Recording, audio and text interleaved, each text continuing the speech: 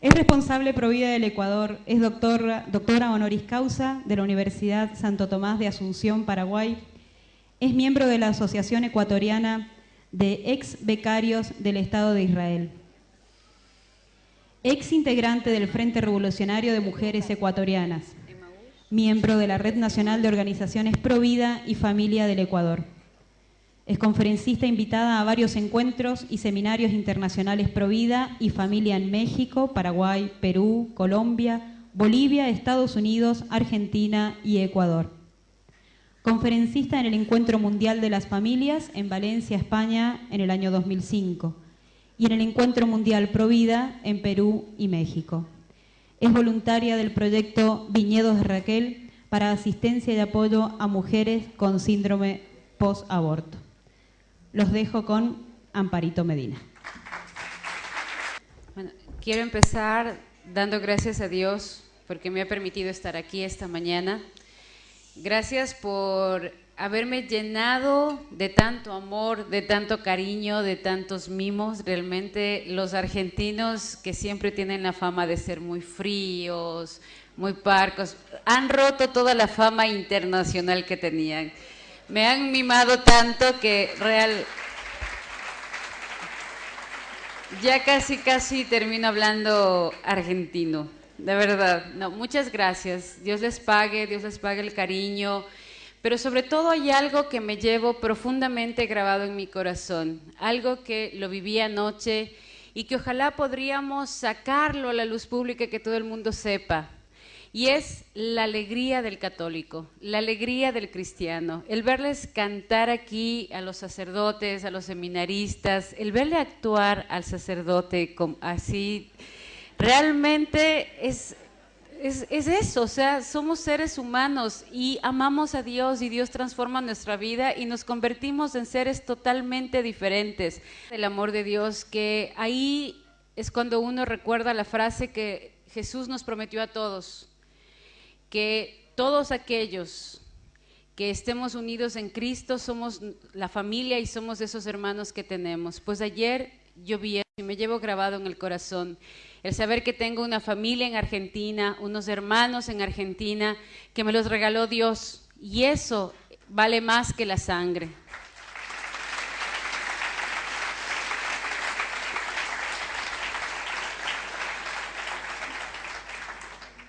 Por otro lado, quiero también iniciar no solamente comentando mi testimonio, sino decirles que soy un ser humano. Un ser humano que, como el alcohólico, todos los días se levanta y dice: un día más, Señor, un día más junto a ti, un día más que necesito aprender a ser fiel, aprender a caminar. No soy ninguna persona libre absolutamente de ninguna tentación. Al igual que ustedes, cualquier momento puedo caer. Por lo tanto, quiero que me miren como eso. Como una mujer que lucha todos los días por ser diferente, que le reza a Dios todos los días porque me regale el corazón con el que Él quiere que yo le ame, que me diga lo que hay que hacer. Yo había preparado, me han pedido que mi guía espiritual que empiece a escribir el testimonio, y yo tenía ya preparado algunas cosas, algunos apuntes, y acaba de desaparecer. Estaba todo listo, todo el rato andado cargada la computadora. Y el aprender a ver los signos de Dios, el aprender a hacer lo que el Señor quiere en su santa voluntad y pedirle a Él que sea Él el que me inspire. Desnudar el alma no es fácil. Tampoco quiero que lo tomen como si esto fuera un ejemplo o una panacea. Yo les dije ayer, por el contrario, no me siento orgullosa absolutamente de nada de lo que he hecho, más que de los hijos maravillosos que Dios me dio y de muchas cosas que me permiten estar hoy donde estoy. Sobre todo me arrepiento de lo que le he ofendido a Dios. Entonces les pido que si algún momento les fallo, si algún momento no les doy el tiempo que les pude dar o no sonrío como ustedes quisieran que sepan, quiero pedirles desde ya perdón, pero también quiero que me vean como eso, un ser humano tal cual ustedes, y que ustedes son mucho más testimonio que todo el mundo, porque ustedes creen por fe, porque no necesitaron ver nada, ni sentir nada, ni encontrarse con nada, porque ustedes saben por fe, desde que son niños, que Cristo está en la Eucaristía. Y ese es el testimonio y el milagro más grande de todos. Eso es lo que hay que transmitirle a todos nuestros hijos, a todos nuestros jóvenes. La fe es el regalo y la gracia más grande que Dios nos puede dar absolutamente a todos. Quiero empezar diciendo también que si bien hoy tengo 45 años, este testimonio lo debo al amor de un abuelo maravilloso. Yo soy hija, soy la única mujer de una familia de 3, tengo 2 hermanos varones. Mi último hermano, tenemos una diferencia de 17 años, así que más parezco su mamá, es como el primer hijo que yo tuve. Mi mamá se quedó embarazada ya cuando pensó que tenía la menopausia y justo llegó Benjamín, se llama Paul, pero en Ecuador a los últimos les decimos los Benjamines. Vengo de una familia en donde el catolicismo era el típico Dios a mi medida y el típico Dios bombero, solo se lo sacaba del closet cuando se lo necesitaba. Dentro de eso tuve algunos momentos en donde a pesar de estar en un colegio católico, a pesar de vivir en un colegio católico, fui teniendo ilusiones con respecto a algunas, por ejemplo, los sacramentos, pero automáticamente todo se veía diluido al no tener un sustento de formación. Cuando hice la primera comunión, yo me acuerdo que me contaban las religiosas lo maravilloso que es y me formaban en la expectativa de por primera vez recibirle a Dios en tu corazón. Todo se dio maravilloso, mis papás se dedicaron a ver el vestido, el local y todo, pero no había nada de esa influencia de la fe más que de mi abuelo. Mi abuelo me decía que a partir de ese momento era como que tenía un fuego en mi corazón y que mi corazón se iba a convertir en una cárcel de amor con Dios y que Dios iba a ser mi prisionero de amor y que Dios iba a vivir en mi corazón. Y mientras mi abuelo me avivaba todo ese amor por la Eucaristía, de mis papás jamás recibí absolutamente ni una palabra con respecto a lo que iba a vivir. El día de mi primera comunión se convirtió, al igual que en la confirmación, un acto social donde todos los adultos fueron, la pasaron muy bien, comieron muy bien, bebieron muy bien y nadie se acordó exactamente de qué se trataba ni por qué estábamos allí. Cuando tenía 11 años y medio tenía que pasar, ya estaba en primer curso y dentro de las actividades que hacían en el colegio religioso donde yo estaba, había una actividad que era de coser y tejer. Hasta el día de hoy soy una inútil para esas cosas. Entonces lo que yo hacía era simular que tejía porque mi mamá realmente me daba haciendo las bufandas y todas esas cosas que hacía. Entonces la religiosa se dio cuenta y me mandó castigada a un hueco que tenían debajo de las gradas. Y cuando salí, yo golpeaba la puerta y golpeaba durísimo, pero así histérica y desesperada, y creo que desde ahí tengo un poco de claustrofobia. Entonces el momento que abrió, la monja me sacudió y me dio una bofetada. Y yo lo que hice fue devolverle el golpe y decir una palabrota imposible de pronunciar ahora, y me expulsaron con 0-1 en conducta. Entonces mi papá, de castigo, mi papá trabajaba en la capital y yo vivía en una ciudad pequeña que se llama Ambato. Ahí nací y ahí crecí con mi abuelo. Entonces mi papá iba de lunes a viernes a trabajar y los fines de semana pasaba con nosotros. Luego de eso, mi papá, muy enojado conmigo, me pone castigada, me manda a vivir con él a Quito, me lleva a vivir con él a Quito y de castigo me pone en un colegio evangélico y mixto. Yo siempre estuve en colegio de mujeres. Y el momento que entré a clases, yo decía siempre, ¿qué religión eres? Católica. Y me comenzaban a cuestionar sobre que si adoramos a la Virgen, si adoramos a los santos, que si la Eucaristía, que si esto, que si este otro, que si los santos, que si... Entonces decidí que ni los evangélicos ni los católicos, que ambos eran unos tarados mentales que necesitaban creer en alguien para ser felices y por lo tanto yo a partir de ese momento me declaré atea por completo. Y ya no creía en Dios, ya no hacía absolutamente nada. Y como tampoco mis papás era que nos obligaban y los domingos era así como cuando se alcanzaba a ir a misa completa, a media misa, un poquito de la misa y nada más. Entonces yo sentí que no era ni obligación ni era nada importante en tu vida. Por lo tanto ahí ya Dios dejó de ser algo importante en mi vida y como estaba en un colegio evangélico, aprendí a rebatir desde mi pensamiento todas las cuestiones que tenían que ver con la formación cristiana. Comencé a tener problemas en el colegio y la psicóloga del colegio, yo tenía un porte así medio deportista y me encantaba el deporte. La psicóloga del colegio recomendó que para bajarme un poco todo esa adolescencia loca que traía, me metan en un deporte, y fue realmente la salvación. Yo creo que de todo lo que hice y de todo el mundanal en el que me metí, lo que no permitió ni que me meta en la droga, ni en el alcohol, ni nada de eso fue el deporte, porque fui deportista hasta prácticamente los 21 años. Comencé a ser de la selección del colegio, comenzamos a salir y fue ahí donde a los 16 años conocí la revolución. A los 16 años, como yo ya estaba dentro de la selección de básquet y era una jugadora del equipo principal, me invitaron a los sectores populares a formar equipos de baloncesto con jóvenes de barrios urbanos marginales para ayudarles a salir de la droga y del alcohol. Entonces yo iba muy ilusionada, pero teníamos 1 hora de formación y 1 hora de entrenamiento. Consistía en adoctrinamiento en todo lo que era el movimiento de izquierda revolucionaria, el MIR en mi país.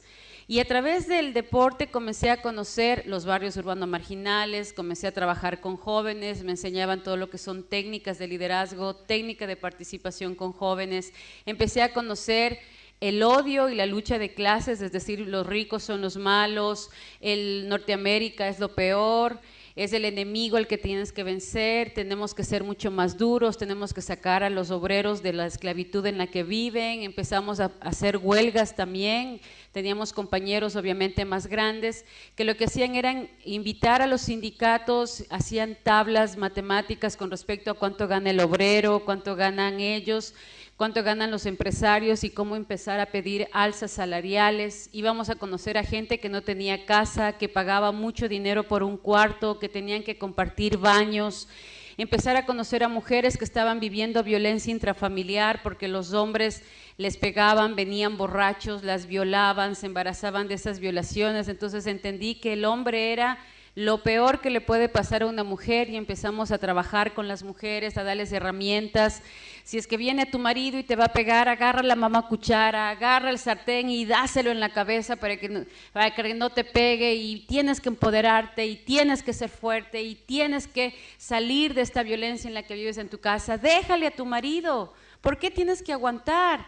Eso es lo que la iglesia te pide, es lo que esta cruz que tienes encima te exige. No tienes por qué sufrir. Y empezábamos ahí también a achacar, porque lo que nos formaban a nosotros es que las mujeres sufrían eso porque los curitas les decían que tienen que aguantar porque marido es aunque mate. Entonces, no, la iglesia está equivocada, la iglesia es machista, la iglesia es mala. Deja de ser católica, empodérate de tu vida, de tu cuerpo, apártate de Dios, no tiene sentido que sigas creyendo en Dios, tú eres la única que va a salir adelante. Igual a los jóvenes, mira, la iglesia y los empresarios y los ricos son la misma cosa, entonces tú tienes que empezar a vencer ese poder de derecha, tienes que votar en contra de los de derecha, tienes que acabar con estos empresarios, tenemos que exprimirles a los empresarios. Entonces íbamos, armábamos las huelgas. Nosotros los más peques nos encargábamos de llevábamos avena, pan, y de noche llevábamos música para que los sindicalistas aguanten ahí en la huelga. Entonces cantábamos música de la nueva trova de Cuba, hablábamos del Che Guevara, y cada vez que cantábamos canciones así con respecto al obrero, con respecto a la revolución, nos inflamábamos de amor revolucionario, nos inflamábamos de esa esperanza del cambio social. Cuando a los 18 años y medio más o menos me tocó tomar ya la promesa, yo había estado en un barrio marginal donde la mayoría de la gente vivía en extrema pobreza. Comenzamos a construir la olla comunitaria. Todas las señoras que no tenían que comer traían lo poco, nada que tenían, y hacíamos las ollas para darles de comer a todos los hijos. Y también teníamos otro proyecto que se llamaba Mamaguasi, es decir, capacitábamos a una señora y recogíamos poquitos fondos de las mismas otras señoras que tenían hijos, dejaban todos los hijos de esa señora en la casa de una y las otras podían salir a trabajar lavando ropa ajena, planchando ropa ajena por 2 o 3 centavos. Entonces todo eso realmente a mí me indignaba y decía, no puede ser, no puede haber tanta injusticia. Y yo comencé a ver cómo en mi casa mi mamá compraba muchas cosas, tenía muchos pares de zapatos, de pronto se preguntaba, es que no tengo que ponerme. Y yo, ¿cómo que no tienes que ponerte? Tienes un closet lleno. Y comencé a llenarme de eso, de que la única solución es acabar con una clase. Entonces yo me llevaba la ropa de mi mamá, que yo veía que no se ponía, los zapatos de mi mamá, entonces mi papá empezaba en unos ataques de histeria, de pronto los quintales de arroz desaparecían en 2 o 3 semanas, el azúcar, la avena, o sea, era tal la desesperación que todos los que estábamos viviendo ese sueño, era por la gente que no tenía, que empezábamos primero en una enemistad con nuestra casa y empezaban a decir, ahí está, Dios no existe, porque si Dios existiera, estaría aquí, junto a los pobres, junto a esta gente, por lo tanto Dios es una mentira. Y comencé a autoconvencerme que era verdad. Y cada vez que veía a un hombre de negro, como les llamábamos nosotros, con sotana, con el Kleiderman, con absolutamente todo, yo decía, no. O sea, estos son los culpables, ¿no? Y comencé a odiar a los hombres de negro, a despreciar, a burlarme. Y siempre decía, no, uno tiene que estar medio retardado mental para ser sacerdote y bien fea para ser religiosa. Y eso es lo que les decíamos, imagínense qué mal le irá a este señor que por eso se hace cura, ¿no? Y perdón los términos que voy a usar, pero así hablábamos, o sea, ahí está estos curas, ¿no? Son una tarea de ignorantes, hijos de ricos que no saben en qué gastar su dinero y si quieres garantizarte la vida, hazte cura o hazte militar y has solucionado tu vida. Y comenzamos también a generar este odio, este resentimiento entre la gente con la que trabajábamos y se lo decíamos abiertamente. También empezábamos a trabajar por otro lado en todo lo que era generar proyectos, traer proyectos, nos vinculábamos con organizaciones no gubernamentales, construíamos escuelas, construíamos casas, llevábamos a médicos para que hagan campañas de salud con ellos, entonces también éramos ya figuras importantes dentro de esas comunidades. Había veces en donde bajábamos de los barrios urbanos marginales de noche, cargando las tablas, cargando las cosas que habíamos hecho, porque también alfabetizábamos, y era todo el mundo decía que esos barrios de noche es pasaje de ida, nunca sabes si vas a salir vivo o no de ahí. Pero como ya nos conocían, yo me acuerdo que la misma gente de los barrios nos cuidaba, silbaban, y ya cuando nosotros íbamos bajando, el de arriba le silbaba y ya alguien abajo nos estaba esperando. Y siempre salíamos ilesos, la gente cuando llegábamos, cuando estábamos, siempre nos cuidaba. Entonces, cuando ya hice mi promesa y estuve ya enfrentada con esa realidad, yo me acuerdo que la promesa que hice fue que mientras haya una mujer maltratada y haya niños y jóvenes que sean excluidos, que no tengan derecho a educación, que no tengan absolutamente nada, iba a haber una guerrillera dispuesta a armarse para poder sacar adelante a esa gente. Entonces yo juré que mientras haya eso, siempre iba a haber una guerrillera ahí para sacar de la pobreza. Y yo me acuerdo que me llené tanto de ese papel que estaba dispuesta a salir las noches a pegar pancartas, a estar en la guerrilla, a ir a buscar niños de la calle, a ir a trabajar con jóvenes y los sábados y los domingos. Y los sábados nos sacaban a las 6 de la mañana. Pasaba el carro que nos retiraba de algún amigo y nos llevaba a entrenarnos, mientras caminábamos al monte, a la montaña, nos llevaban y nos decían, cuando lleguemos allá van a encontrar el hombre nuevo.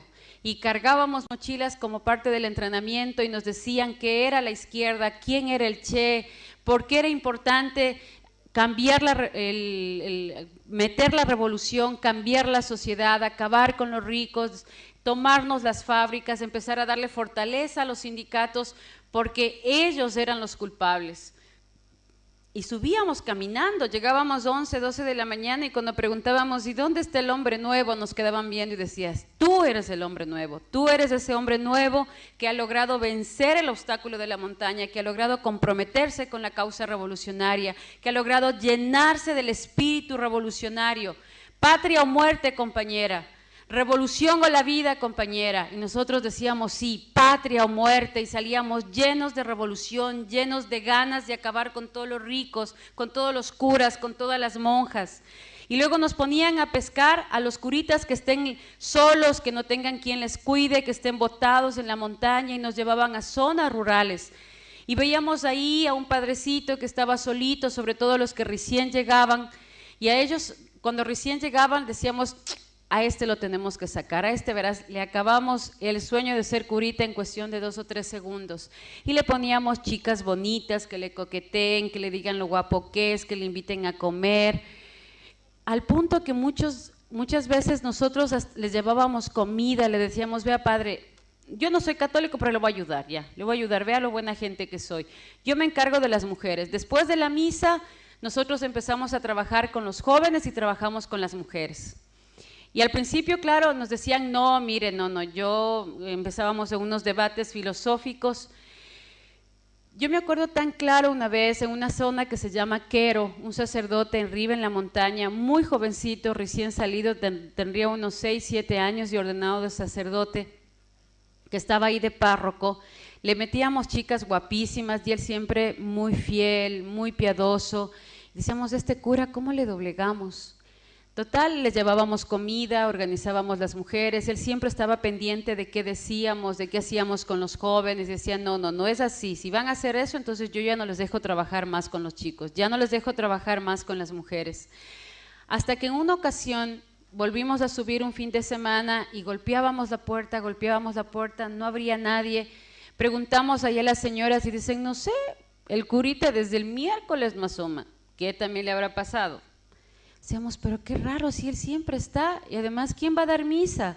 Porque daba la misa el sábado a la tarde y los domingos daba misas en un montón de iglesias, yo creo que daba como 8 o 10 misas del padre, cogía una camioneta que él tenía y cada vez que se subía y decía, síganme el polvo, porque el pobre padre tenía que correr si no se atrasaba la siguiente misa y la gente se iba. Entonces, el pobre siempre andaba corriendo de todo lado y nosotros ahí tratando de organizar a las mujeres, mientras decíamos, qué raro, porque él siempre es comprometido, o sea, siempre está aquí, y ya llegábamos nosotros tipo mediodía a enseñarle todo lo que íbamos a hacer, lo que íbamos a entregar. Total, ya bajamos, preguntamos, nadie decía nada. Entonces, un compañero dice, capaz que ya llegó, volvamos, porque ya mismo tiene que preparar todo. Total, el rato que volvemos a golpear durísimo, oímos como que algo se cae adentro y uno de mis compañeros dice, oye, el cura creo que está adentro, por algo le pasa. Cogen y patean la puerta, porque además la puerta era de madera, donde el padrecito vivía, la puerta era de madera y afuera estaba amarrado con una telita cuando él se iba y adentro tenía solamente como una aldabita para cuando él se quedaba, o sea, una puerta. Hagan cuenta que en la montaña a 3.800, 4.000 metros de altura sopra un viento de montaña que te parte la cara. La casa del padre era un cuarto, un baño y al lado de la iglesia. Tenía unas cortinas que eran unas sábanas que alguna señora del barrio le regaló, del sector le regaló, y ahí mismo dentro del cuarto tenía una cocineta con 2 hornillas y un tanque de gas y unas ollitas que por ahí alguien le dio. Así vivía ese padre. Y abajo, cuando le llevábamos las cosas, él nunca se quedaba con nada, él priorizaba a la gente y todo lo que nosotros le dábamos regalaba a todo el mundo.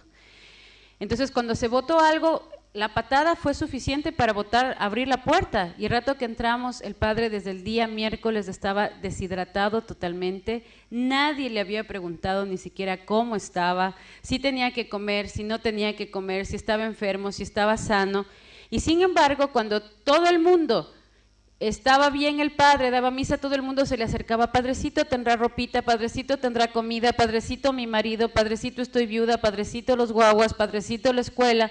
Pero cuando estuvo enfermo, nadie se acordó del padrecito. Entonces, cuando nosotros llegamos, estaba súper mal. Imagínense que se había ensuciado en su propia ropita, no tenía ánimo ni para levantarse. Y nosotros lo que hicimos fue cogerle en la camioneta, bajarle a un centro de salud que quedaba casi a 1 hora, y le pusieron suero. Entonces, bueno, comenzamos a atenderle, a mimarle, a cuidarle. Claro, el resultado fue lo que al principio él no quiso ceder, al sentirnos que éramos los únicos que le atendimos, los únicos que le cuidamos, comenzó a ceder frente a nosotros. Y pido perdón a los sacerdotes. A ese sacerdote lo convertimos en revolucionario. Llegamos a celebrar la Eucaristía con Coca-Cola y pan en la montaña, porque Cristo era de los pobres. Pero también refleja la soledad del sacerdote. La soledad de ese sacerdote que no tiene a lo mejor quien le pregunte: Padre, ¿cómo está? Padre, ¿tiene un saco que ponerse? ¿El domingo tiene con quién comer o va a comer solo? Yo, cuando caí en cuenta, mirás, hoy obviamente tengo otra relación, pero nace de ahí, porque yo me acuerdo que había sacerdotes en algunas comunidades que nadie les preguntaba nada, que andaban con unos sacos de unos fríos terribles, viejitos, ya no eran negros, eran plomos. Y muchas veces cuando nosotros le regalábamos chompas o algo, decía: oiga, padre, usted le va a dar pulmonía con eso, tómese esa chompa. A veces decían: no, porque sabes que más bien acompáñame con esta chompita, porque hay un señor acá arriba que vive solo en la montaña. Y los que hacíamos actividad revolucionaria subíamos a entregar las cosas allá. Yo no pensaba contarles esto, porque realmente siempre me ha dado mucha vergüenza, pero si hoy me ha salido es porque realmente ayer, cuando le veía al padre actuando y a los chicos actuando, decía: ¿por qué nadie mira esto? O sea, ¿por qué está tan escondido? ¿Por qué la gente no sabe que ellos son seres humanos, que el ser cura no tiene que ser aburrido y dándose golpes de pecho y que, uy, pobrecito estos curas, no? O sea, ayer lo que yo vi fue realmente una explosión de amor, una explosión de alegría, una explosión de somos felices, no somos ningunos aburridos, comecirios que pasan ahí sin hacer nada. Somos gente que ama a Dios, y ese amor a Dios nos hace felices. Cuando ya pasó el tiempo, hubieron varias cosas que marcaron mi vida. La primera, y a la que estoy segura le debo mi conversión, fue el hecho de mi abuelo. Mi abuelo marca en este testimonio mío lo más importante que les puedo compartir. Mi abuelo fue un hombre de campo, por eso ayer me sentía tan bien con unos 2 amigos que me encontré por ahí, porque además comenzamos a compartir su historia del campo y sus luchas. Y mi abuelo era así, mi abuelo era un hombre que tenía sus tierras, salíamos al campo, siempre todo lo que tenía se lo daba a Dios. Es más, yo me acuerdo, hacía tratos con la Virgen María, decía: mira, vamos a medias, la mitad de la cosecha es tuya, la mitad es mía, porque los sacerdotes siempre se le acercaban a pedir que le ayude con las bancas, que le ayude para un altar, que le ayude porque hay que cambiarle para comprarle alguna ropa, algo para las fiestas de la Virgencita. Y mi abuelo era, en ese tiempo se conocía como los compadres, entonces mi abuelo era compadre de la fiesta del Señor de la Buena Muerte, de San José, de la Virgen de Rosario de Agua Santa. Y mi abuelo, yo me acuerdo que siempre él rezaba el rosario a las 5 de la mañana en punto. 5 de la mañana se rezaba el rosario y a las 6 de la mañana en punto iba a misa, de punta en blanco. Llevaba a veces una cosa aquí adelante que se ponía aquí, se parece al escapulario de la Virgen del Carmen, pero no lo era, y se iba de punta en blanco, al punto que ni siquiera tomaba agua. Él decía que para recibirle al Rey de Reyes hay que estar totalmente limpio, y ni el agua se merece que le toque al Señor de Señores. Entonces yo crecí junto a mi abuelo y realmente tengo la alegría, el orgullo, y es algo que siempre me rebasa emocionalmente, es que yo fui la nieta mimada de mi abuelo. Yo tengo 9 nietos, 9 primos arriba y 3 primos abajo, entonces en medio de 11 soy la única nieta mujer. Entonces mi abuelo, y en la casa igual, en la casa soy 2 hijos y la única hija mujer. Entonces mi abuelo era el delirio por su nieta. A mí me decía mi bastoncito. Entonces mi bastoncito iba con el abuelo para arriba y para abajo. El abuelo le consentía tanto a su bastoncito que le preparaba siempre la frutita especial que le tenía guardada en el bolsillito de su terno, y cuando el bastoncito aparecía, sacaba la frutita y decía: mijita, esto es solo para usted, no diga a nadie. Y me escondía ahí para que yo me coma la frutita. Y yo veía, era muy cercana a él, entonces yo veía él su generosidad, por ejemplo, con la gente que le venían y le decía: vea, compadrito, mi hijito se ha quedado sin trabajo, mi marido, no se preocupe, comadre, yo le voy a dejar a mandar un medio quintalito de papas, un medio quintalito de cebada. Y claro, cuando yo fui a Quito, de pronto se me borró todo. O sea, yo pasaba en el campo con el abuelo, pasaba en las cosechas con el abuelo, los fines de semana, a pesar de que iba mi papá, mi abuelo me raptaba. Y mi papá a veces se enojaba y decía: oye, es mi hija. Y decía: sí, es mi nieta, partida doble, gané.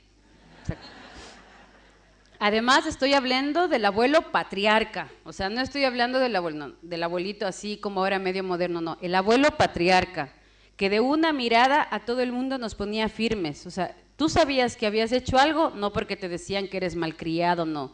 Con una mirada tú sabías perfectamente que habías metido la pata, agachabas la cabeza y por el camino más recto que se cruzaba. En ese tiempo se comía los adultos en una mesa y los peques en otra mesa cuando había las reuniones familiares. Era la única nieta que se sentaba al lado del abuelo en una silleta especial, y cuando mis tíos se quejaban decían que si hay una, que estén todos, decía: a ver, yo les quiero aclarar algo. La única reina de esta casa es mi nieta. Al que no le guste puede irse. Entonces yo siempre me creía así como, ay, o sea, mi abuelito era lo máximo, todo lo que él pedía, todo lo que él decía, no importa que yo era guerrillera, no importa que era nada, porque si mi abuelito me pedía que vaya a misa, yo iba. O sea, era impresionante. Así fue como todos los años, todos los primeros domingos de mayo, mi abuelo consagraba a toda su familia a la Santísima Virgen María. Contrataba un autobús y llevaba a todos sus hijos, nueras y nietos en el bus, porque nadie podía llevar su auto, e íbamos rezando el Santo Rosario hasta llegar al santuario.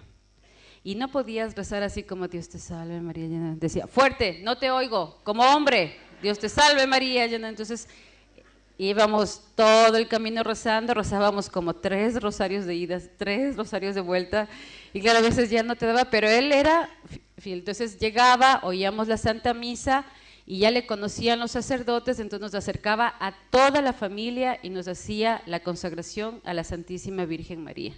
Te guste o no te guste, estés de acuerdo, no estés de acuerdo, eso no se preguntaba, se obedecía. Mi abuelo ya sabía, obviamente por mis papás, que yo andaba en muy malos pasos, que yo ya había estado prácticamente alejada de Dios y de la iglesia durante varios años. Y mi abuelo era muy respetuoso, pero también muy fuerte conmigo, y me decía: mira, tú quieres perder la vida, piérdela, pero cuidado pierdas el alma. Yo no entendía, me reía, me burlaba, a veces por respeto nunca le decía nada, nunca le contradije. Cuando ya estaba muy viejito, en el último mayo que nos consagramos a la Virgen, yo tenía 17 años cuando falleció mi abuelo. En mayo ya estaba bien malito, pero nos llevó a un santuario que queda como a 20 minutos de la casa donde él vive. Me llevó entrando en el pasillo central, en el santuario de la Virgen del Agua Santa, en Ambato, en Baños. Me cogió en el pasillo central del brazo con su bastoncito agarrado a mí y me dijo: mírala, pero mírala a los ojos, ella te llevará de regreso a la casa del Padre. Salimos de ahí. Mi abuelo siempre pidió por tener una vida y una muerte santa, se encomendaba mucho a San José y al Señor de la Buena Muerte. Cuando murió estaba ya muy malito, vinieron 2 sacerdotes muy amigos de él, le dieron todos los sacramentos y le dijeron que se despide de toda su familia, que nos dé la bendición. Me pidió que yo no entre sino hasta el final. Cuando entré al final, él murió un miércoles, eso fue el domingo porque yo tenía que volver al colegio. Cuando me despedí me dijo: me dio la bendición y me dijo que Dios te bendiga, en nombre del Padre, del Hijo y del Espíritu Santo. Y me dio una cachetada en la cara así. Me dijo, mi bastoncito, no me cansaré de rezar por ti en el cielo, porque yo quiero vivir eternamente junto a Dios contigo. Y todos los días, mientras esté allí, voy a pedir por ti. Y voy a pedir que Dios no permita que te mueras sin que tú puedas estar en el cielo conmigo. Yo tomé esas palabras, me dolió muchísimo, muchísimo. En el año 1988 fui tomada presa, sacada de la Universidad de Los Pelos por inteligencia militar en un gobierno de extrema derecha, luego de yo haber participado de la toma de unas tierras en una zona llamada la lucha de los pobres. Cuando bajé, ya le habían dicho a mi papi que estoy como candidata a ser desaparecida por inteligencia militar. Mi papá me lo advirtió, yo no le hice caso, fui a la universidad y cuando fui tomada presa, fui torturada, me abrieron prácticamente la espalda, me quitaron las uñas, nos metieron en un cuarto totalmente encapuchados a 5 compañeros, nos patearon, nos dieron líquidos que nos descompusieron el estómago, nos daban vómito y no teníamos ni siquiera un baño, nos tiraron unas latas para que ahí nos desocupáramos. Y lo único que yo pensaba era, abuelito, estés donde estés, cuídame, porque me habían contado que algunas compañeras las habían violado, las habían maltratado, 2 nunca regresaron, nos ponían las pistolas y disparaban sin balas para que declaráramos dónde estaban nuestros compañeros, las casas secretas. Y yo lo único que pedía es, abuelito, cuídame, abuelito, no me desampares. Y yo soñaba en que él estaba ahí y eso me ayudó a sobrevivir.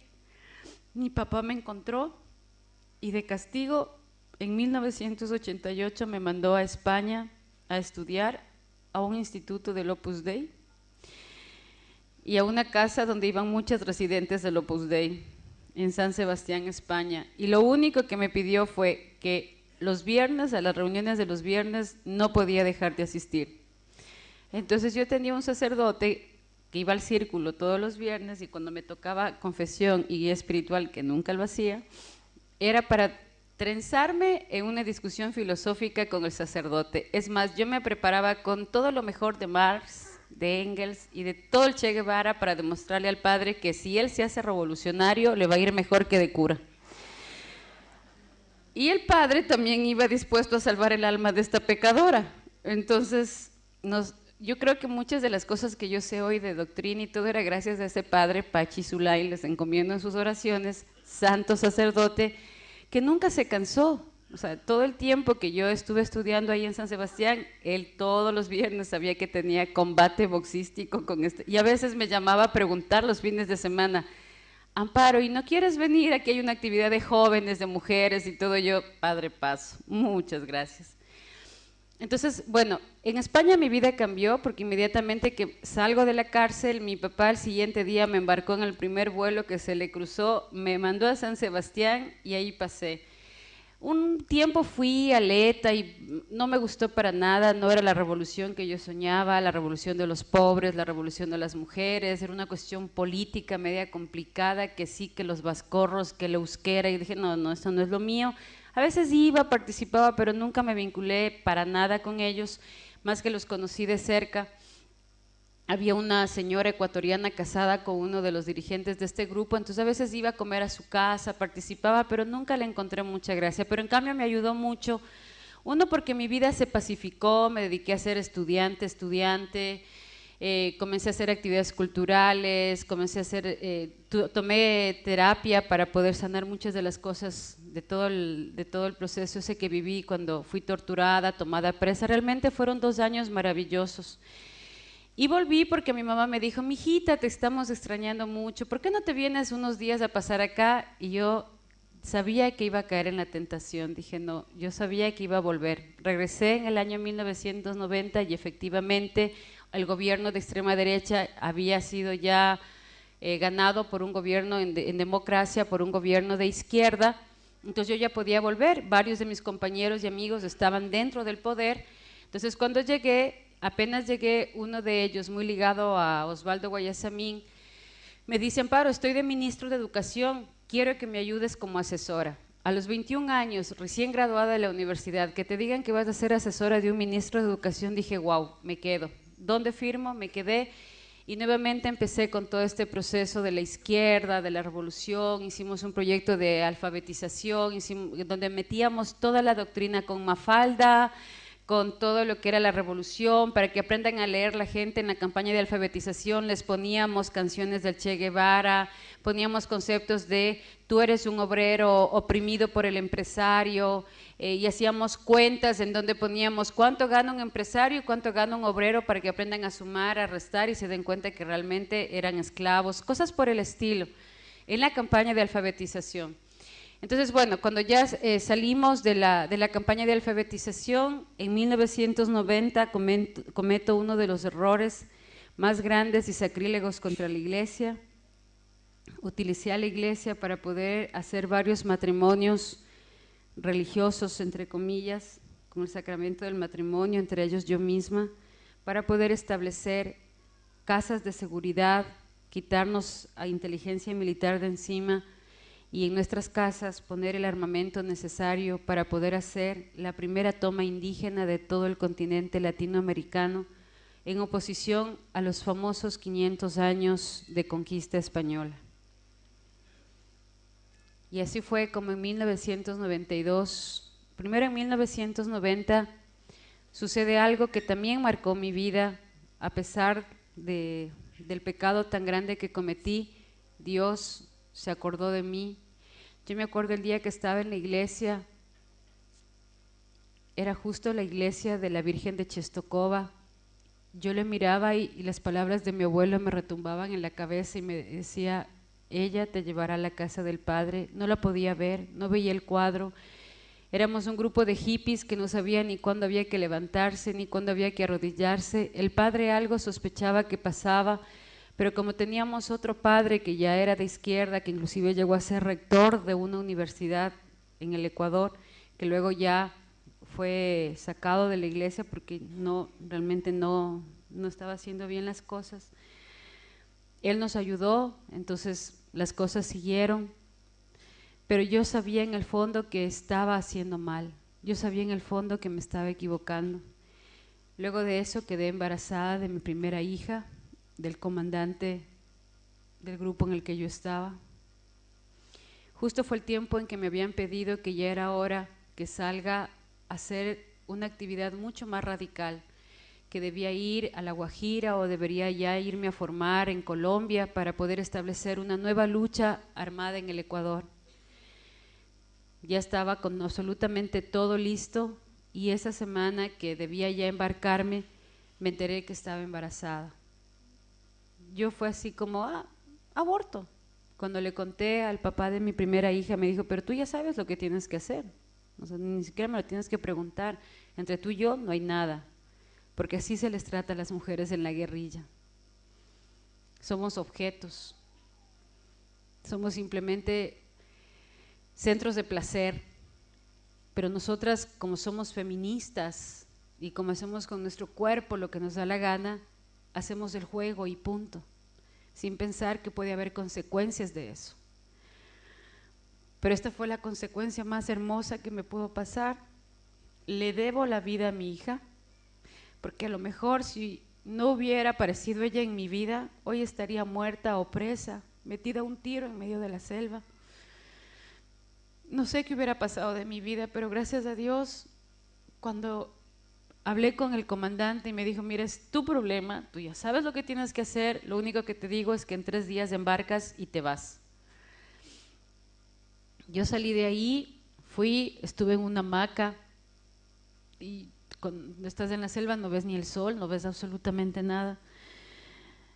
Ya oscureció, estaba ahí y de pronto yo sentí a mi hija sentí que me decía mamá, sentí que estaba ahí, y de pronto se despertó mi instinto materno y dije, no, yo no voy a abortar.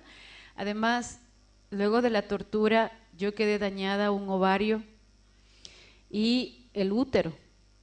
Yo no tengo un ovario, tuve que ser operada de emergencia y perdí un ovario y prácticamente siempre me dijeron que yo jamás me iba a quedar embarazada. Entonces dije, ¿y si es el único hijo que puedo tener? De pronto yo siempre hablaba de que la maternidad era mala, que los hijos estorbaban y todo, y de pronto mi instinto materno afloró de golpe y decidí que me quedaba con mi hija.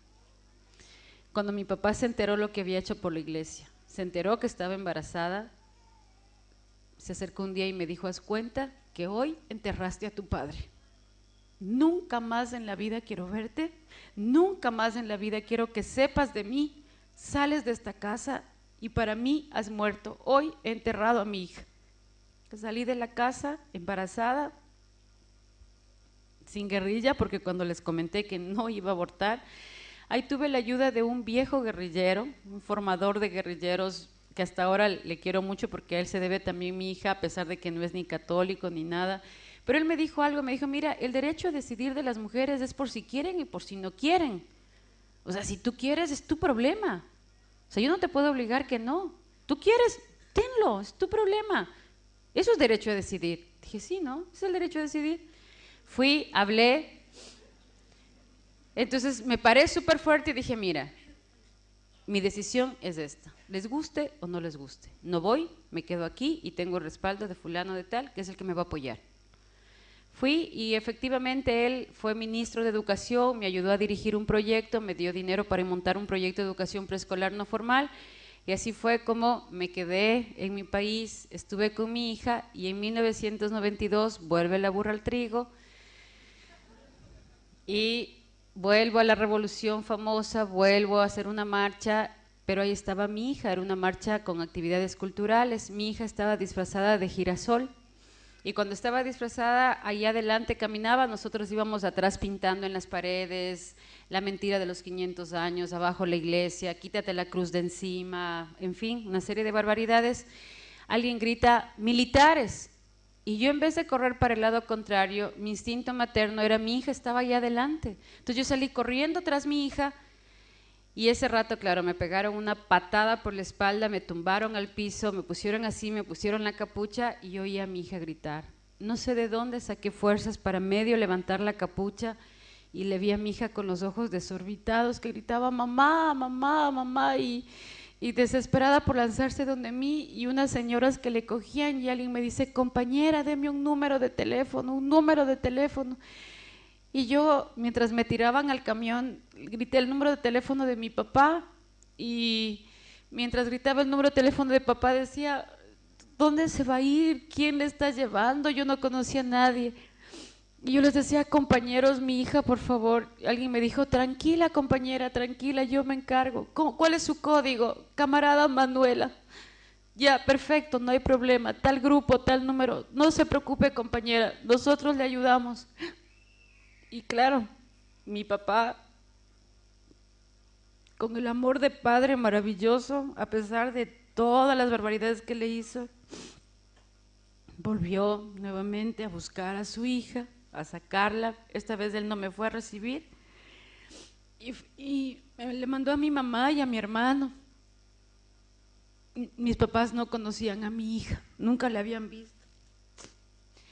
Y mi hija hizo como todas las nietas mujeres con los abuelos, que los derriten como chocolate en sartén caliente, pues eso fue lo que hizo. Mi hija le enamoró al abuelo, primero nunca le dijo abuelo, siempre le dijo tata. Entonces el tatita, yo me acuerdo, mi papá, hagan cuenta, es un hombre de corbata, serio, del campo, firme, nada de afectos. Tú debes saber por intuición que te quieren, porque te cuidan, pero no porque nunca les has oído decirte que te quieren. Entonces, de pronto entro a la casa golpeada, mal, con el rabo entre las piernas, porque mi papá mismo tuvo que hacer todo para sacarme, y de pronto encuentro un hombre en cuatro con las mangas alzadas y de caballito de una niña de 2 años, y yo, Y claro, de pronto se levanta así como diciendo, no, aquí no ha pasado nada, no han visto nada, todo bien, no me saludó. Y usándole a mi mamá dice, dile a tu hija que con mi nieta de aquí no sale de esta casa. Aquí se quedan, ahí está el cuarto, llaman de arreglar, las empleadas ya limpiaron el cuarto y en esa habitación se quedan. Hay una cama para mi nieta y otra para ella. Pero de aquí mi nieta no se va. Y yo, ay, bueno, asenté el corazón, vi que algo había cambiado en el corazón de mi papá también. Y bueno, empecé ahí más bien una actividad más bien política, decidí que no podía seguir como estaba, que estaba poniendo en riesgo la vida de mi hija. Y para eso yo tenía un amigo de toda la vida, 16, 17 años, que es hoy el compañero de toda mi vida, el papá de mis hijos, tengo 3. Y bueno, comencé a caminar en las consultorías internacionales, conocí el mundo de la ONU, que ya les comenté ayer cómo era, todo lo que hacía. Comencé a trabajar, ganar bien, luego ya me fui, salí. Yo no creía en el matrimonio, jamás creí en el matrimonio. De hecho, apenas llevo oficialmente 5 años de casada, tengo todo un trámite que hacer que ya se los voy a comentar. Y claro, yo me fui a vivir y nuevamente mi papá me decía, pero ¿cómo es posible? O sea, no puedo entender cómo eres, o sea, eres peor que jíbaro. Mis hijos no eran vacunados, vivía en el monte, nunca les llevaba al médico, di a luz en el agua, a la otra hija le dio una silla hindú, nunca íbamos a un médico formal. O sea, mi papá decía, pero hijita, es que yo no te entiendo, si hubieras nacido en la prehistoria estarías perfecta, pero has nacido en el siglo XX, por Dios. Nada, pero mi papá con santa paciencia siempre estaba ahí pendiente de su hija, acompañándole, me hablaba, me decía horrores, me amenazaba con volverme a quitar el apellido, pero en el fondo las hijas sabemos, y eso creo que muchas de las que están aquí, en el fondo sabemos que a los papás con una mirada de ojitos de huevo tibio y una sonrisa, o sea, yo hasta el día de hoy, o sea, yo no pienso en mi suegra, no pienso en mi suegro, o sea, yo automáticamente todo el mundo dice, es que tu papá es un ogro. Le digo, no sé con quién es, porque conmigo sí es bravo, es enojado, es todo, yo le oigo, le escucho. Pero por ejemplo ahora que justo lo tocó con mi papá, mi marido también salga, yo al que le llamo es, papi, claro que él es muy serio, ya les digo, no, sí, ¿qué quieres? Le digo, papi, es que estoy en Bolivia y en Argentina, mi marido se tiene que ir a Bolivia y no hay con quién quedarles a los guaguas. ¿Y qué quieres que haga? No, es que papi, es que necesito que me ayude para que usted también les cuide a los gordos, que no sé qué y no sé cuánto. Yo no cuido hijos ajenos. Pero papi, ¿y ahora qué hago? ¿Qué me sugiere usted? Ya, no te preocupes, ya me encargo. Pero yo sé que ahorita mismo les estás llevando al campo, ya les va a llevar a misa, les ha llevado al cine. Entonces digo, sí, o sea, ese es el papá que Dios me regaló. Para continuar con el testimonio, cuando ya tuve mis hijos y todo, después de todo lo que les comenté que había vivido en las Naciones Unidas y de todo el informe ese que les había comentado, que en 1994 hicimos la evaluación de los proyectos de salud sexual reproductiva, nos dimos cuenta que habíamos ido al fracaso total, habíamos empeorado las cosas en la región. Vino el siguiente punto, que fue, acompañé a una compañera mía en el 2004 a abortar, y yo creo que fue el peor error de mi vida. Es el otro gran error que hasta el día de hoy me duele y hasta el día de hoy jamás se me ha podido olvidar. Mi amiga se quedó embarazada, como les digo, en la izquierda es vive tu mundo, vive tu cuerpo, placer por placer, y lo que pasa y los resultados, eso ya cada uno lo asume a su manera. Entonces ella tuvo una relación extramatrimonial, a pesar de que tenía un marido maravilloso, un marido increíble, con unos hijos preciosos. Ella se fue con un extranjero que en ese tiempo estaba ayudándonos en un proyecto en la Amazonía, en la zona de los secoyas, un italiano, se quedó embarazada. Y claro, la respuesta de todas fue, aborta, total, tu marido ni se va a enterar. Y así no pasa nada. Y ella decide abortar, y cuando estábamos entrando a la puerta del abortuario, aprendí mi primera lección con respecto al aborto. Ninguna mujer va ni con la sonrisa en los labios, ni con la mano en la cintura a abortar. Todas saben que nos embarazamos de hijos y que cuando abortamos abortamos hijos. Ella tenía el rostro totalmente desfigurado. Ella era atea, hija de padres ateos, porque sus padres son marxistas, leninistas. Su madre era presidenta del Partido Comunista del Ecuador, feminista a muerte, se jactaba de haber hecho 3 abortos en su vida cuando en el mundo entero era ilegal el aborto, y que ella nunca creyó en Dios. Entonces estoy hablando de una mujer que ni tenía problemas morales, ni conservadora, ni nada, y sin embargo estaba totalmente desencajada. El momento que íbamos a entrar le pusieron en la camilla, y cuando ya estaba en la camilla aprendí mi segunda lección con respecto al aborto. Una mujer cuando decide abortar lo que está buscando es solucionar un problema y busca a alguien que le diga: yo te apoyo, yo estoy contigo. Ella me miraba con los ojos llenos de lágrimas, y lo que a lo mejor estaba esperando, y estoy segura que lo que estaba esperando es que le diga: mira Sandy, levántate de esa cama, yo te ayudo. Si tenemos que enfrentarnos con tu marido, lo enfrentamos. ¿Qué problema? Nos quedamos, vemos qué hacemos, pero no lo hagas. Si no quieres hacerlo, no lo hagas. A pesar que a mi hija me salvaron así, yo no tuve el valor porque estaba tan metida en que era mi derecho. Yo le dije: es como sacarse una muela. Mira, sos un montón de coágulos. Además, ve, después de que abortes, vas a salir a dar tu testimonio y le vas a decir a todas estas viejas locas curuchupas que el aborto no es ninguna cosa del otro mundo. Entonces ella me quedó viendo como diciendo: sí, compañera, ¿no? Cuando me cogió la mano y me dijo: Amparo, entra conmigo. No puedo, le dije. No te preocupes, ve, yo voy a estar ahí contigo, me siento, te cojo la mano y tú tranquila. Nunca pensé lo que iba a ver ni a vivir.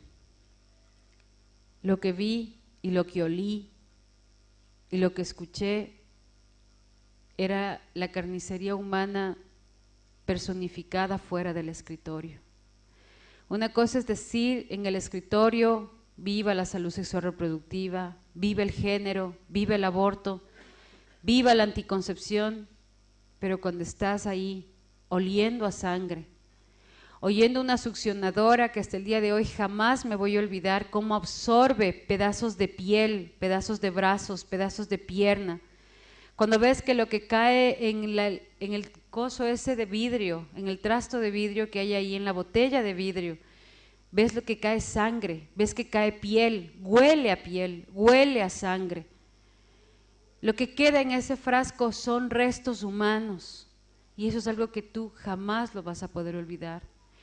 Yo salí de allí con una mujer cadáver en vida. A los 8 días estaba sumergida en el alcohol, y después de estar absolutamente fuerte, liderando procesos sociales, metiéndose en la selva, entrenando gente, no tenía ánimos absolutamente de nada. Nos decían que hagamos el tai chi, el feng shui, poníamos botellas de agua, frascos de agua en la entrada de la casa para que las malas energías se vayan, botellas de agua debajo de la cama para que absorban las malas energías.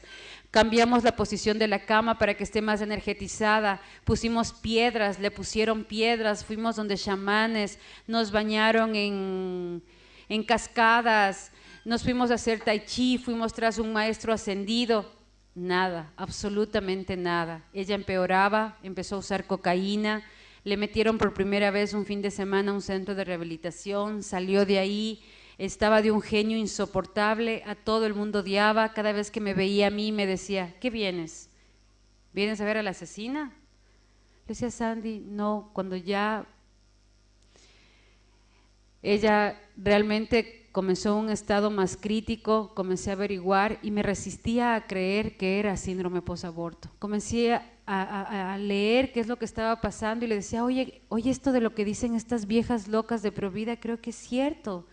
Creo que es síndrome posaborto. No, déjate de cosas, este tipo me dañó algo, este tipo hizo algo conmigo. En fin, le decía: no puede ser, yo estuve ahí, no te hizo nada, o sea, no pasó nada. Pasó, mi marido me dijo: mira, es mejor que le dejemos que viva su proceso, que le ayudemos energéticamente, que prenda velas de colores en la casa cada día para cambiar su energía. En noviembre del 2007, estando trabajando con un proyecto de la GTZ de desarrollo sustentable para la región amazónica,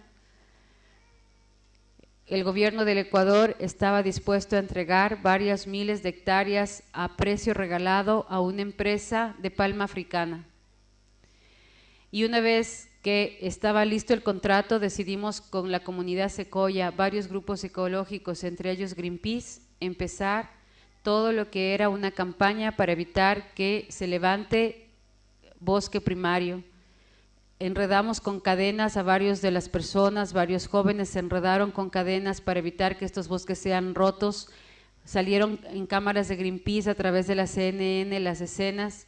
Yo estaba junto a un grupo de personas, normalmente lo que hacemos es poner a mujeres, a jóvenes, niños, mujeres al frente para que no haya ataque, y a los hombres, y obviamente sí había alguna gente armada detrás, escondidas en los árboles, y nosotros de hacer el contrachoque. Así los militares les resulta más difícil atacar, pero para poder resistirle el ataque, para poder resistir lo que se venía, tú tienes que arengar, tienes que poner a la gente en pie, tienes que sacar adrenalina para que la gente esté dispuesta a aguantar lo que se venía. Entonces, el momento en que empezábamos a arengar y ya vino el ejército y estaba al frente, ya iba a empezar todo el proceso porque ya habían trazado un camino, una señora pequeñita, morenita, detrás mío comenzó a rezar.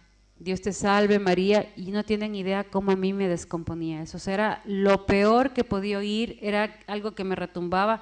Yo decía, cállate, vieja infeliz, cállate, te digo que te calles, y la señora no se callaba. Además dije, yo le hacía para que se vaya de mí, y como es una cadena humana donde estamos unos agarrados al otro para hacer el choque, yo decía, ay, yo susto, casi grito. Estaba tan bien entrenada que casi le salto así, ¡fua!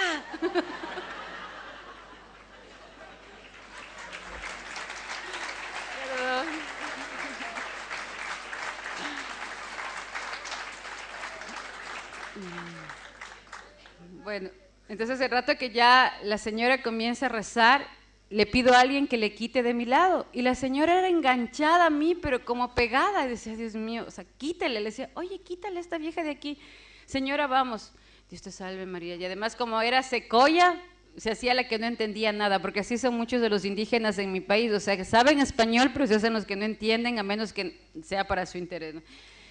Entonces, de todas maneras, el rato en que ya la gente, ya veíamos que el ejército estaba tomando posesión, había que eso apresurar absolutamente. Comienzo y se ponen los militares y digo, bueno, compañeros, estamos listos, prepárense, vamos a por nuestra tierra, a luchar por lo que tenemos, no sé qué. Y en eso la señora se saca de por aquí una estampa de la Virgen María, de la medalla milagrosa, y el rato que se pone el ejército al frente, ella le pone como si fuera un escudo, ¿no? Y pone así, y comienza, Dios te salve María. Dije, no, esta vieja ya se pasó. Cogí la estampita de la Virgen, la rompí en pedazos, le tiré en la cara y le pegué una patada que la boté. Dije, ya basta, no puedo creer que después de todo lo que han vivido sigan creyendo en esto, esto es una farsa. ¿Dónde está Dios? Si Dios existiera, estaría aquí junto a ustedes, parado junto a ustedes. Denme su teléfono, denme su dirección. ¿No se dan cuenta que Dios no existe, que Dios es una mentira, que es una cruz que llevan 500 años encima, que lo único que tienen es este pedazo de tierra para poder vivir, que lo único que tienen es este monte donde poder estar, esta selva que es su casa? No crean en este tipo de estupideces, solo los ignorantes, solo los analfabetos, solo ellos son capaces de creer este cuento. Dios no existe, ¿dónde está Dios? Giré, alguien lanzó una bala, porque pensaron que yo ya había dado orden de atacar, y ahí se produce el primer milagro. Fui herida en el seno izquierdo, la bala no penetró, pasó. Los médicos saben que cuando pasa es como que te quema y te abre, el seno es muy parecido al labio, se abre y sangra. Y atrás había gente, nadie quedó herido. Y yo sentí como que me cayó la montaña encima, me desplomé automáticamente y sangraba. Y trataba de levantarme porque yo había estado en peores circunstancias y en medio de la selva. Había estado ahí, yo sabía lo que había que hacer y no me podía levantar. Como yo estaba como consultora para la GTZ, mi marido que estaba conmigo pide por radio que baje el helicóptero y me rescate porque estaba herida.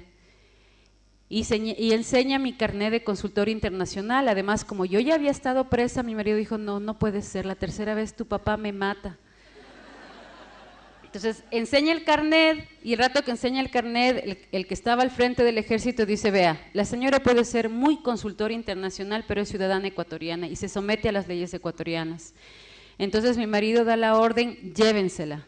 Y cargados unos de otros, empiezan a meterme dentro de la selva, me dolía todo, me dolía desde la punta de las uñas hasta la punta del pelo, me dolía absolutamente todo, sentía como a ratos me cargaba uno, a ratos me cargaba otro, las ramas me rasgaban la cara, sentí un dolor impresionante y mi marido me decía, pero gorda, has estado en peores circunstancias, por favor, no, ahora no puedes debilitarte, ahora tienes que estar más fuerte que nunca, hoy o nunca, compañera.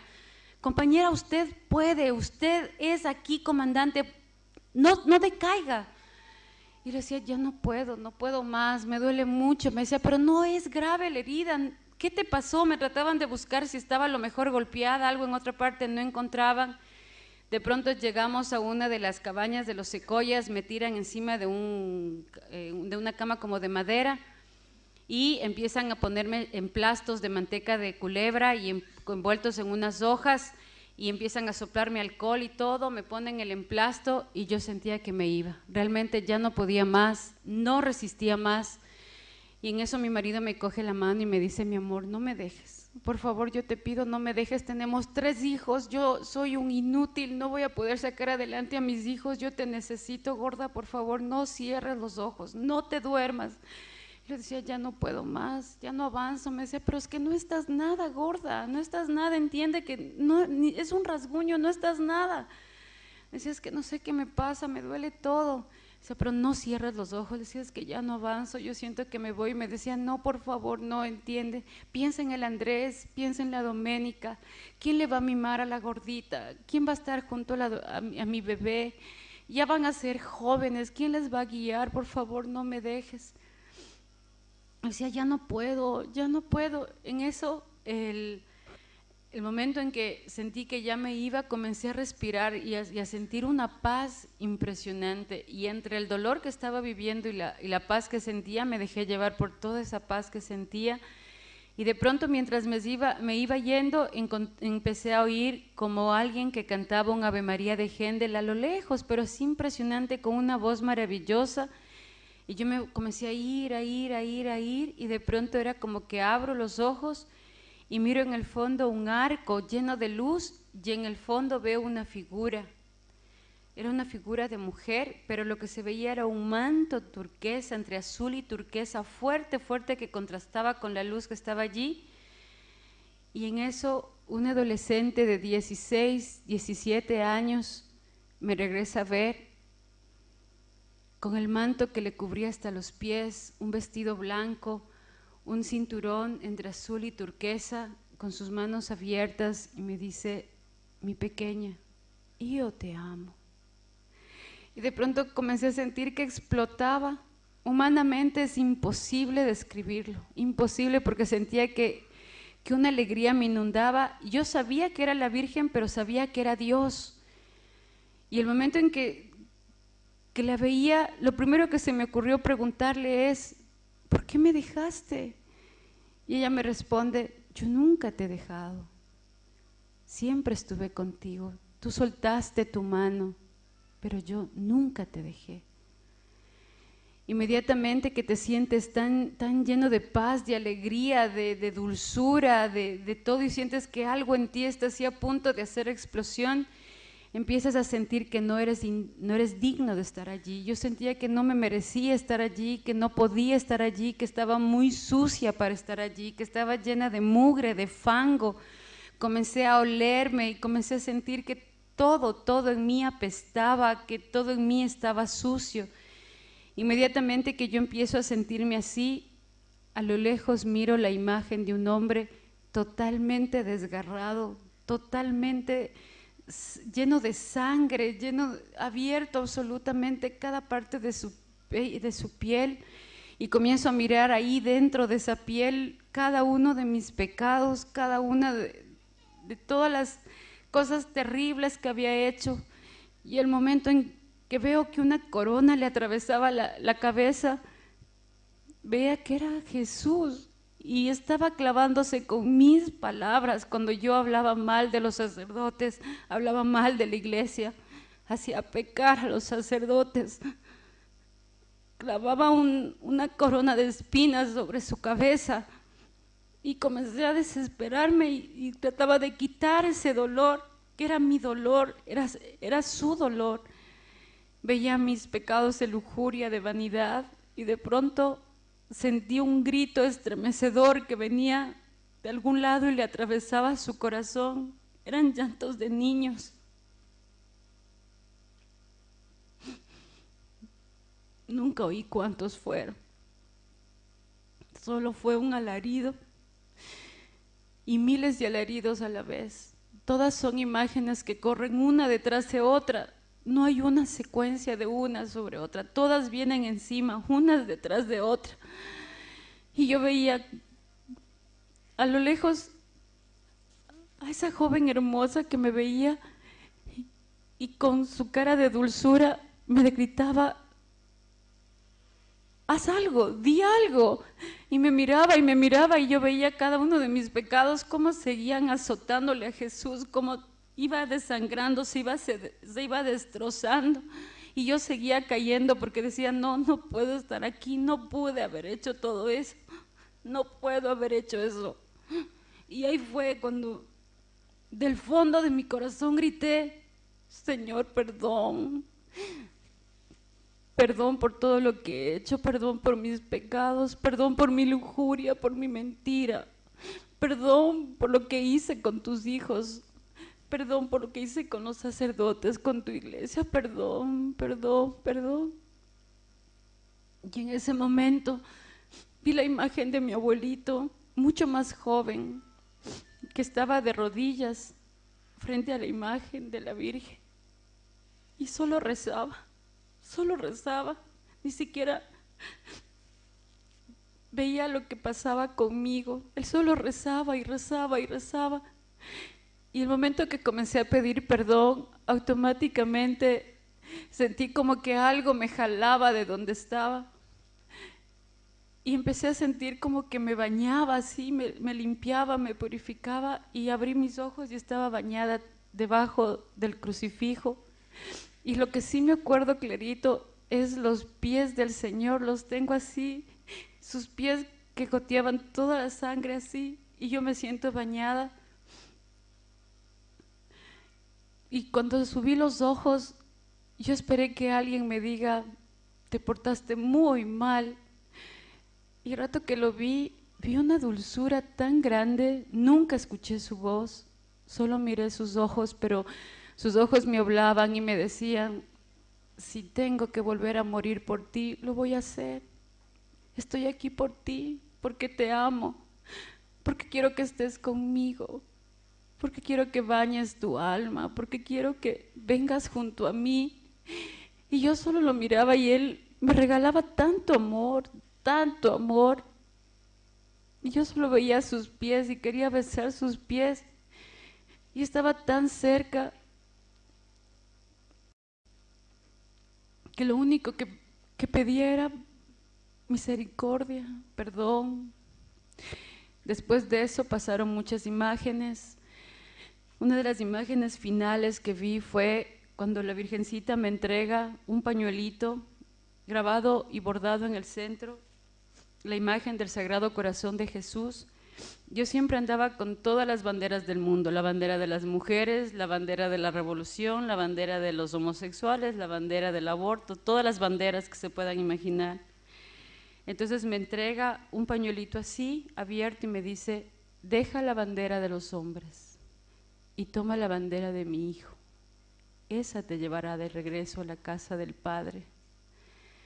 Luego de eso me dio algunas indicaciones, me dijo dónde qué sacerdote tenía que ir, qué es lo que tenía que hacer, y me dio un regalo que lo tenía que retirar de una capilla en Quito.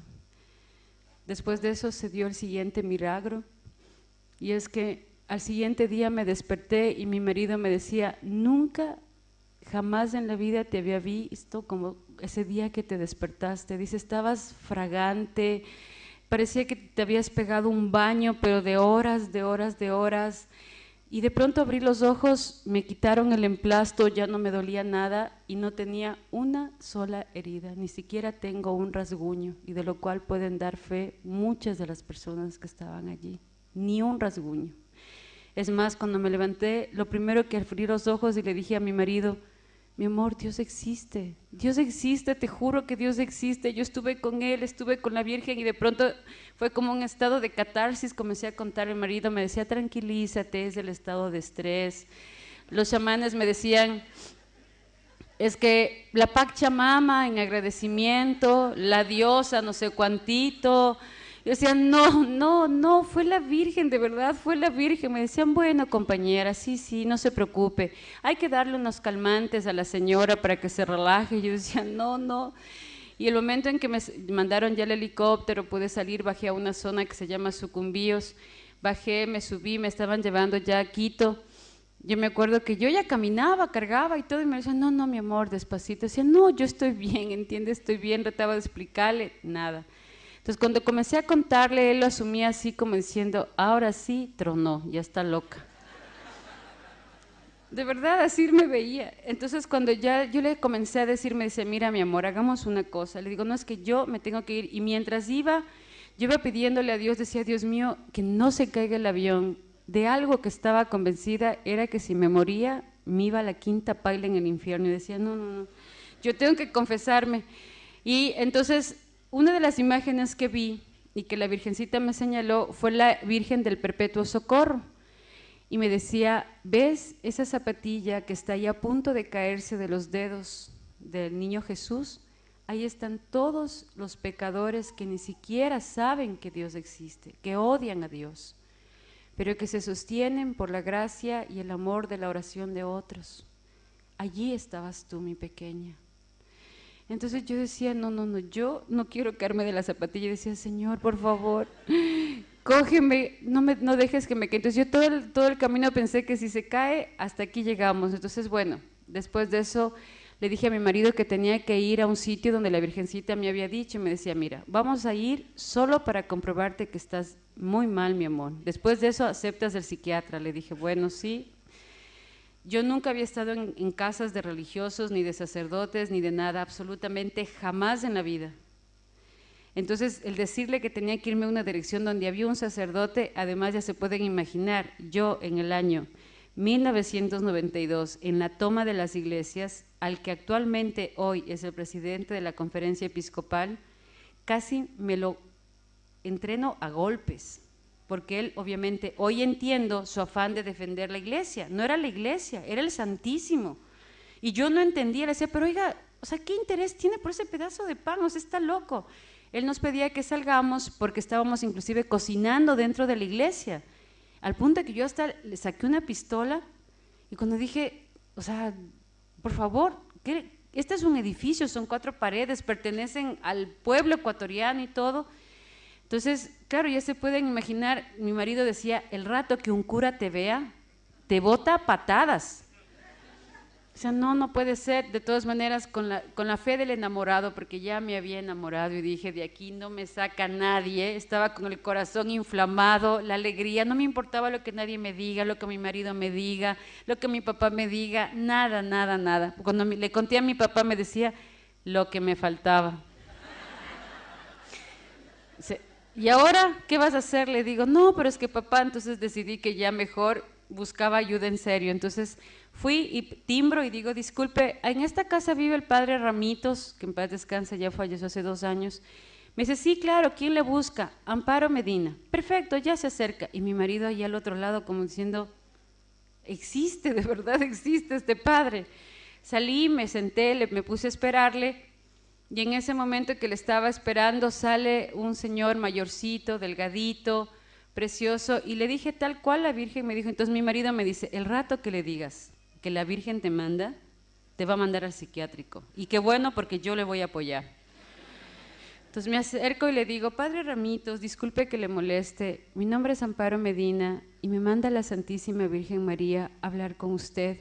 Y el padre me queda viendo con unos ojos así que se le iluminan. se arrodilla así, difícilmente se arrodilla y dice: bendito sea el Señor. Había una mujer perdida y pecadora, hoy hay una gran fiesta en el cielo porque ha vuelto a casa. Y yo me pongo a llorar y le abrazo y todo, y me abraza y me dice: qué alegría me das, hijita. Entonces, bueno, entré, ya se pueden imaginar, 2 horas entre que le contaba, entre que me confesaba y me decía: a ver, mijita, después que te dé la absolución. Entonces yo: no, padre, no es que mire esto, mire este otro, mire. A ver, cuando te dé la absolución, todos los que me cuentes, los que no, no, padre, a ver, espérese un ratito. Hasta que mi marido estuvo a punto de tumbar la puerta, pero hacía golpes y dijo: mira, hagámoslo por tu marido, ¿ya? Le digo: sí, va. Después de eso, ya salí, fuimos a buscar el regalo de la Santísima Virgen María en la capilla donde ella me había dicho, fui al sitio donde ella me pidió y efectivamente lo que salió de allí fue una imagen de la Santísima Virgen María, un póster, digamos, de la Santísima Virgen María de este tamaño, que me pidió que la ponga en el sitio principal de mi casa y que hasta el día de hoy lo tengo y que está en el lugar principal de mi casa.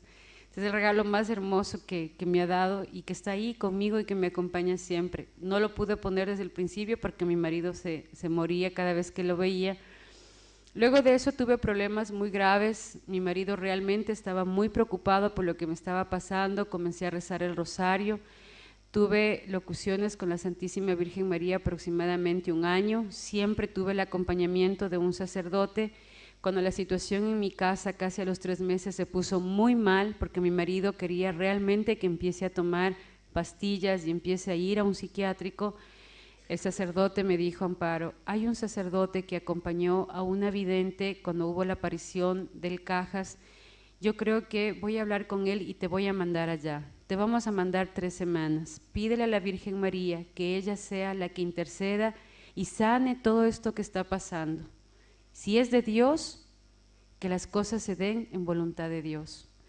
Me fui 3 semanas, hice el acompañamiento, tenía que escribir todo lo que estaba pasando, lo que venía, cómo hacía. Con ese acompañamiento logré avanzar y mi marido me vino a buscar y me dijo: mira, gordita, no entiendo nada, pero te necesito. Por favor, regresa a casa, conversemos, dialoguemos. Habló con el padre. Mi marido, muy incrédulo todavía, dijo: miren, o sea, si se va a convertir, que se convierta, pero esto de apariciones, de vírgenes y todo no va conmigo, ¿no? Entonces le dijo: bueno, entonces respétala, ¿no? Respétala. Después de eso comencé a ir a la casa, a las 6 de la tarde rezábamos el rosario con mis hijos todos los días y el momento en que después de 6, 7 meses en un rezo del Santo Rosario, mi marido también cayó de rodillas frente a la Virgen mientras rezábamos, porque mi hijita estaba así arrodillada, quietecita rezando, y dijo: me rindo. Le quedó viendo a la Virgencita y dijo: tú ganas. Si esto es realmente esta paz, este amor que siento, es amor a Dios, quiero lo que ustedes quieran. Cuando le miró a ella y le dijo: me rindo, tú ganaste, le dijo: pero enséñame a ver qué hago, porque no sé cómo empezar. Y así fue como hemos empezado. Han pasado muchas cosas, la conversión no es fácil. Cuando uno tiene la casa muy sucia, muy dañada, y viene el novio a buscarte, tienes que darte tu tiempo para poder limpiar la casa. Para mí fue muy duro después cuando empecé a entender que no podía comulgar, que tenía 3 causas canónicas que resolver y que cada causa canónica se resuelve paso por paso. Le decía al Señor: a ver, ¿cómo es esto? Tú me conviertes, me dices que importante es la Eucaristía y ahora me dices que no puedo comulgar, no entiendo. Y me costaba mucho, mucho entenderlo, pero el amor, la misericordia de Dios me ha ayudado muchísimo. Casi al año de mi conversión, mi caso fue estudiado por el señor arzobispo de la localidad. Me llamó un día y me dijo: ponte de rodillas. Si esto es de Dios y Dios quiere tu conversión, a partir de este momento no creerás ni por lo que ves, ni por lo que oyes, ni por lo que sientes. Aprenderás a creer por fe, porque no hay milagro más grande en el amor de Dios con el ser humano que aprender a creer por fe.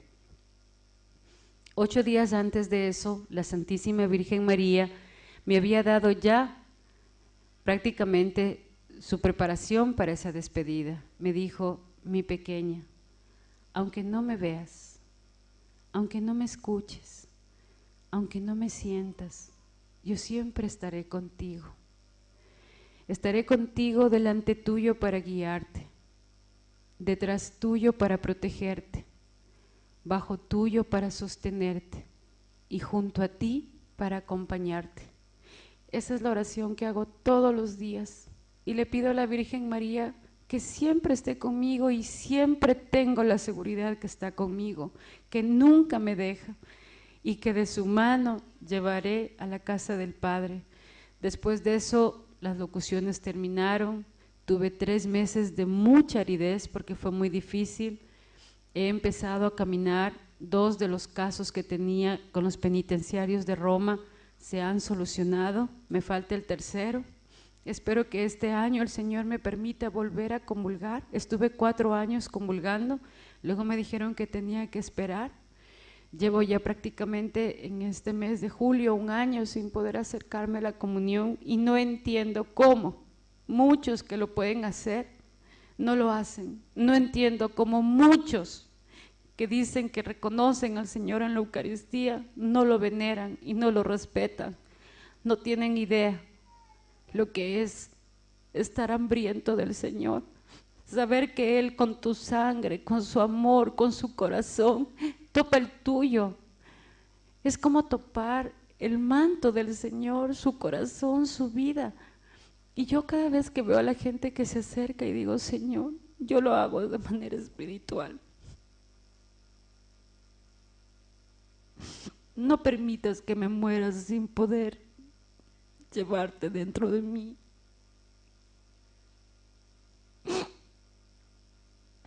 Señor, no permitas que deje este mundo sin recibir tu precioso amor, tu tesoro en mi corazón. Quiero ser esa prisión de amor, tenerte y recibirte y sentirte y amarte. La Eucaristía es, o sea, no tenemos idea de lo maravilloso que es. O sea, es el tesoro más grande que tiene la Iglesia. Yo estoy segura y tengo la fe de que el Señor me dará ese regalo. Me encomiendo mucho a sus oraciones para que esto último que estoy viviendo se vaya arreglando. Con el sacerdote con el que les comentaba, el obispo al que inclusive le amenacé y casi le golpeo, el Señor me permitió reivindicarme. Hoy, como presidente de la Conferencia Episcopal, trabajo junto a él. El día que me tocó ir a verle, no tienen idea, todo el mundo me decía: es el único en este país que te va a apoyar y con los pantalones puestos para apoyarte, para enfrentarse al gobierno. Decía: no, yo con ese padre no hablo, pero nunca. Yo estuve a punto de ponerle una pistola en la cabeza.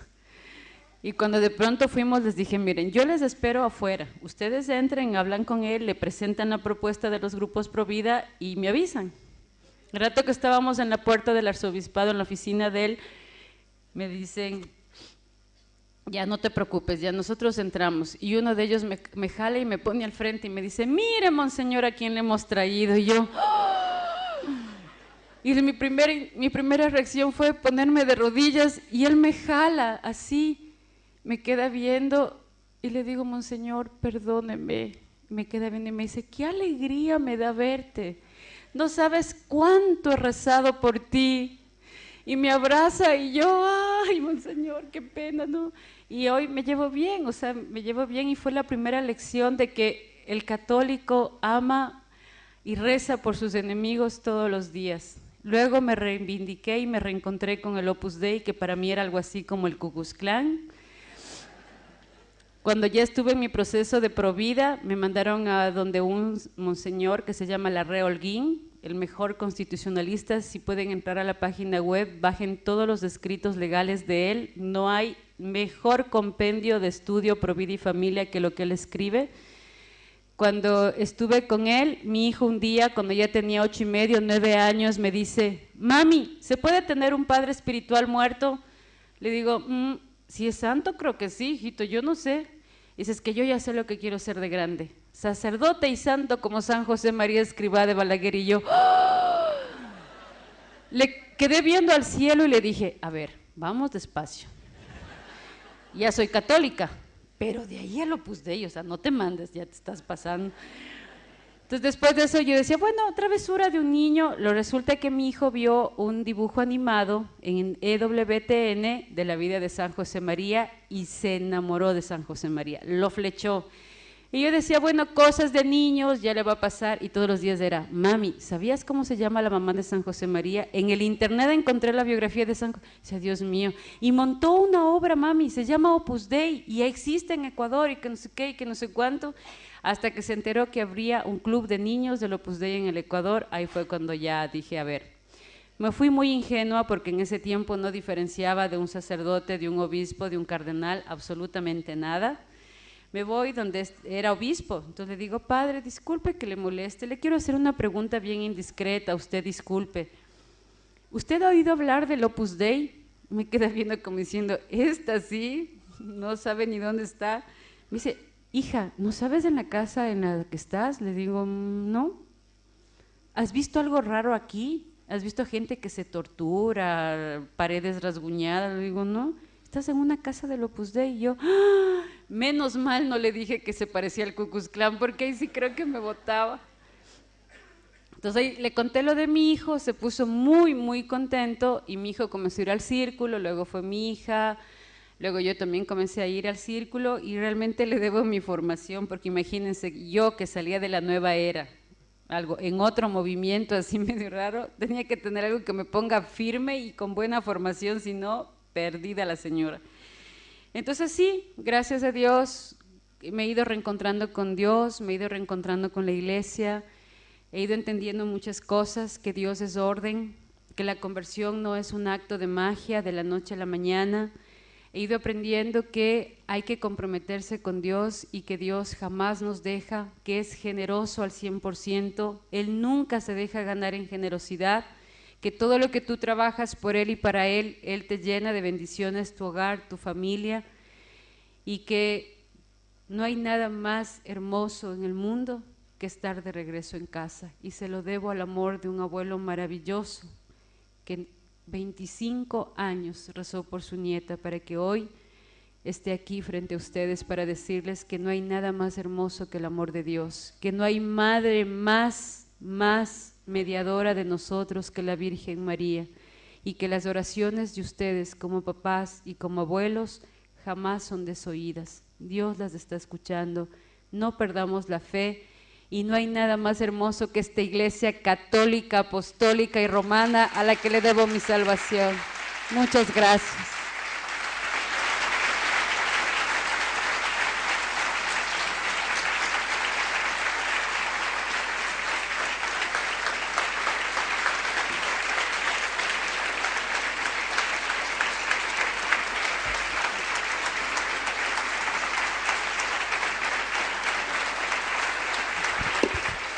A mí no, a Dios, toda la gloria y todo el amor sea para Dios. Estos aplausos son para Virgen María y para Dios, no para mí.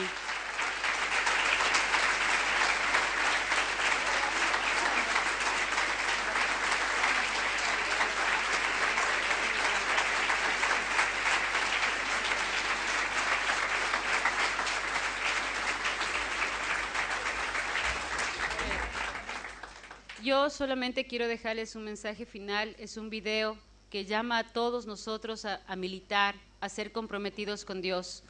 Lo que ustedes van a ver es lo que sucede cuando uno no se compromete. Es la realidad y el testimonio de otros países donde los católicos hemos callado. Vienen a por nuestros hijos, nos van a poner en contra de ellos. Nuestros hijos van a ser los que van a pelear por la homosexualidad y por el aborto si no hacemos nada. Por eso les dejo con este video.